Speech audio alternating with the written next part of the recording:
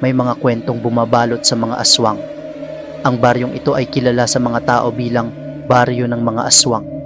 Ayon sa mga matatanda, ang mga aswang ay mga nilalang na may kakayahang magbago ng anyo at madalas silang nagiging mga hayop sa gabi. Isang gabi, nagpasya akong maglakad-lakad sa paligid ng baryo. Habang naglalakad ako, napansin ko ang kakaibang katahimikan sa paligid.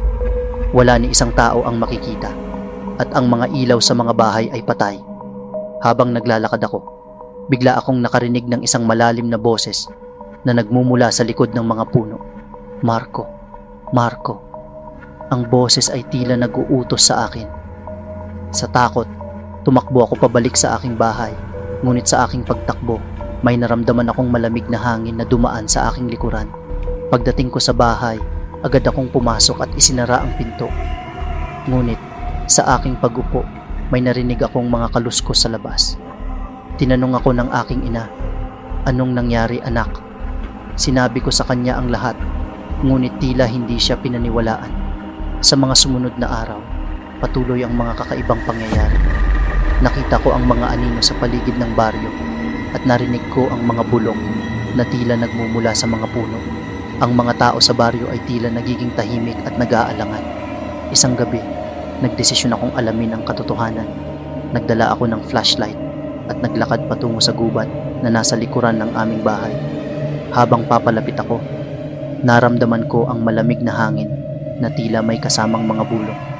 Nang makarating ako sa gitna ng gubat, nakita ko ang isang grupo ng mga tao na nakatayo sa bilog. Sila ay may mga itim na damit at tila may ginagawa. Sa aking paglapit, narinig ko ang kanilang mga sinasabi. "Kailangan nating maghandog para sa mga aswang," ang sabi ng isang matandang babae. Ang puso ko ay bumilis sa takot.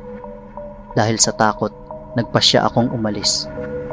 Ngunit sa aking pag-alis, may narinig akong mga yapak sa likuran ko. Lumingon ako at nakita ko ang isang anino na unti-unting lumalapit. Ang mga mata nito ay nagliliyab sa dilim.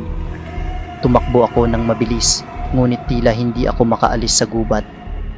Ang mga anino ay tila sumusunod sa akin. Nang makalabas ako sa gubat, agad akong pumasok sa bahay at isinara ang lahat ng bintana at pinto. Sa mga sumunod na araw, hindi na ako makatulog ng maayos. Ang mga boses at anino ay patuloy na bumabalik sa aking isipan.